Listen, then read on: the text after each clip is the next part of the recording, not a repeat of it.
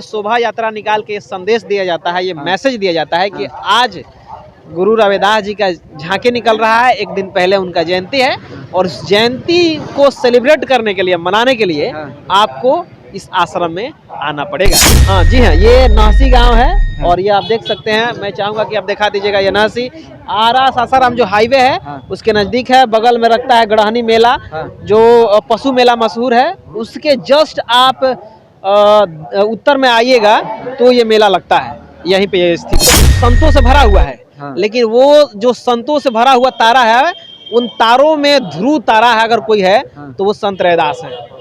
वो ओशो यहीं नहीं रुकते हैं। ओशो कहते हैं कि हम तो कहेंगे कि आधुनिक युग का जो बुद्ध हैं वो रैदास ही हैं, क्योंकि रैदास की जो वाणी है।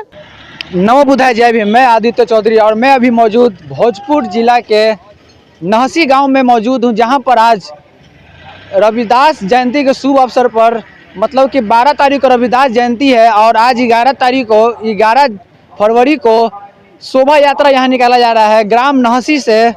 और यहाँ पर तमाम लोग जुटे हुए हैं और आइए जानते हैं यहाँ के स्थानीय लोग से। यहाँ के जो स्थानीय लोग हैं मैं इनसे जानना चाहूँगा जो आज का शोभा यात्रा निकल रहा है, आज इसका उद्देश्य क्या है और कौन कौन लोग यहाँ से जुटे हुए हैं। तो सर स्वागत है हमारे चैनल पे। बहुत बहुत धन्यवाद, थैंक यू वेरी मच आपका, जो आपने यहाँ पर आई इस चीज़ को कवरेज करने के लिए। हाँ सर, रविदास जयंती तो शोभा यात्रा आज क्यों निकल रहा है? हाँ देखिए, आज शोभा यात्रा निकालने का मकसद ये होता है एक दिन पहले। और आज 11 फरवरी है। तो 11 फरवरी को इसलिए निकाला जाता है ताकि सारे लोग जान जाए कि नहसी जो गांव है, नहसी जो ये आरा और सासाराम जो रोड है हाईवे, उसके बगल में ही है और यहाँ बहुत बड़ा आश्रम है। और आप यहाँ पे आइए, यहाँ पे मेला का भी व्यवस्था किया गया है, मंच का भी व्यवस्था किया गया है और सारे लोग यहाँ पे इकट्ठा होंगे।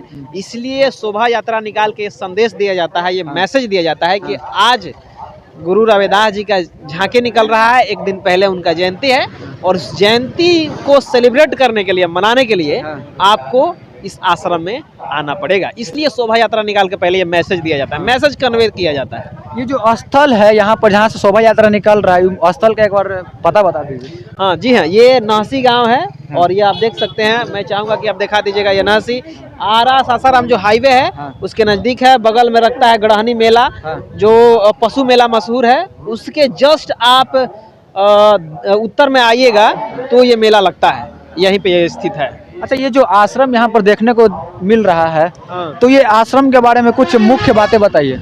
देखिए, आश्रम तो बहुत पुराना है, बहुत सारे लोग पहले यहाँ पे आए हैं। और ये कहा जाता है कि बिहार में सबसे ज्यादा यहाँ पर जमीन है आश्रम को लेकर के। इसका कुछ इतिहास रहा है। हाँ, जगजीवन राम से लेकर के उनकी बेटी जो मीरा कुमार हुई, वो सारे लोगों ने यहाँ पे आया है। और ऐसा लगता है कि इस जमीन को रैदास फाउंडेशन के नाम में देने वाले उनका अहम योगदान भी है। तो इस तरह के चीज़ों जो है वो यहाँ पहले वो लोग कर चुके हैं। जनक चमार जो मंत्री हैं वो भी यहाँ पे आ चुके हैं। तो बहुत सारे लोग जो हैं वो यहाँ पे आ चुके हैं इस आश्रम में। तो इस जयंती जो शोभा यात्रा निकाल रहे हैं, तो अपने बहुजन समाज के बीच क्या मतलब कि मैसेज देना चाहते हैं? हाँ देखिए, रैदास जी जो थे, ऐसा कहा जाता है कि रैदास जी भगवान हैं और पूजा पाठ में नील लेते रहते थे। ऐसा कुछ है नहीं। रैदास जी जो पखंडवाद है उसको चैलेंज करने वाले जो सोशल रिफॉर्मर है उनको माना जाता है। रैदास जी संतों में सबसे बेहतरीन सोशल रिफॉर्मर अगर कोई है तो वो रैदास है। इसीलिए ओशो जो है रैदास के बारे में कहते हैं, ओशो रैदास के बारे में कहते हुए कहते हैं कि जो भारत का आकाश है वो संतों से भरा हुआ है, लेकिन वो जो संतों से भरा हुआ तारा है, उन तारों में ध्रुव तारा है अगर कोई है तो वो संत रैदास है। वो ओशो यहीं नहीं रुकते हैं। ओशो कहते हैं कि हम तो कहेंगे कि आधुनिक युग का जो बुद्ध हैं वो रैदास ही हैं, क्योंकि रैदास की जो वाणी है वो प्रेम और तर्क की वाणी है और बुद्ध की वाणी जो थी वो सीधे सीधे तर्क की वाणी थी। इसलिए भक्ति के रूप में रैदास को याद किया जाता है और वे आधुनिक बुद्ध के रूप में भी जाने जाते हैं रैदास। तो इस तमाम चीज़ों को लेकर के उनके दोहे पर आप गौर करिएगा। तो वो तो साफ बताते हैं बहुजन महापुरुष को लेकर के कि ऐसा चाहूँ राज मैं जहाँ मिले सवन को अन्न, छोट बड़न सब रहे, रैदास रहे प्रसन्न। तो रैदास जी कहते हैं कि मैं ऐसा राज का कल्पना करना चाहता हूँ, ऐसा देश का कल्पना करना चाहता हूँ जहाँ पर कोई गम ना हो, लोग हर एक व्यक्ति जो है वो सुखी रहे, संपन्न रहे, कोई गरीब ना रहे, कोई दरिद्र ना रहे, किसी के पास प्रॉब्लम ना हो, सारे लोग जो है वो प्रॉब्लम से बचे हुए सुखी रहे और इस देश में एक समान रहे। रैदास जी कह रहे हैं।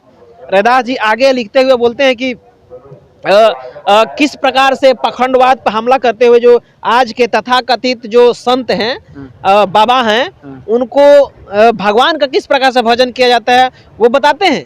वो रैदास जी कहते हैं कि प्रभु जी तुम चंदन हम पानी, जाकी अंग अंग बास समानी, प्रभु जी तुम मोती हम धागा, जैसे सुनह में मिलत सुहागा। तो रैदास जी तो ये लिख कर कह रहे हैं, ये बता रहे हैं अपने अथी से, वाणी से, कि आपको किस प्रकार से करना है, आप यथी करिए, सीखिए। प्रभु जी तुम दीपक हम बाती, जाकी ज्योत बरे दिन राती, जैसे दीपक के साथ ज्योत बरती है वैसे हैं।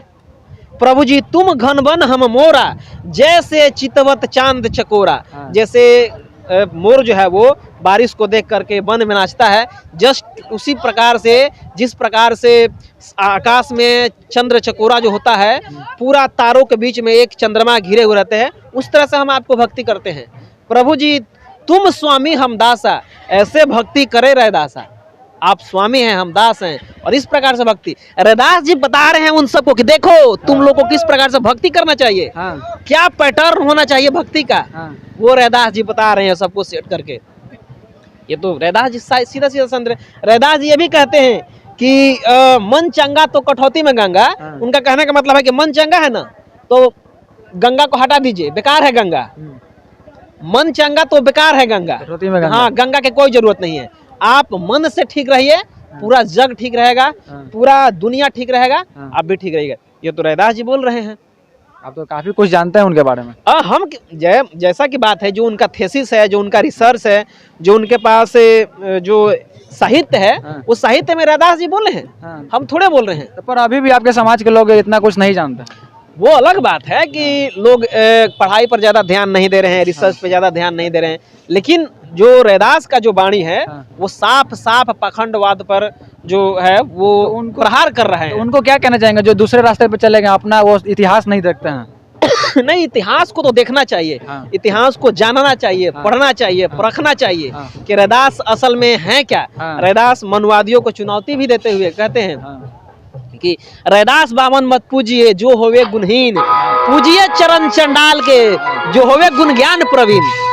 रैदास जी कह रहे हैं कि उस ब्राह्मण को मत पूजिए जिसके पास कुछ ज्ञान नहीं है, कोई चंडाल है यानी सबसे नीचे जाति का जो व्यक्ति है उसके पास अगर ज्ञान है तो उसको पूजिए।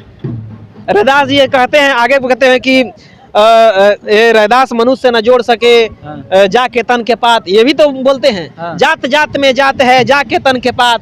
रैदास मनुष्य न जोड़ सके, जब तक जात न जात, जब तक जाति नहीं जाएगी ये मनुष्य आपस में नहीं जुड़ेंगे।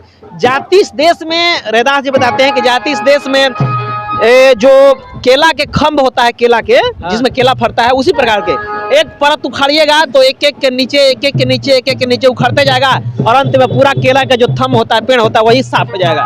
जाति भी उसी प्रकार के है कि जाति जब तक खत्म नहीं होगी मनुष्य खत्म हो जाएगा, जाति नहीं। इसलिए रैदास का पहले प्राथमिकता है कि पहले जाति खत्म हो, उसके बाद मनुष्य एक हो। That is the message of Raidas. बहुत बहुत धन्यवाद।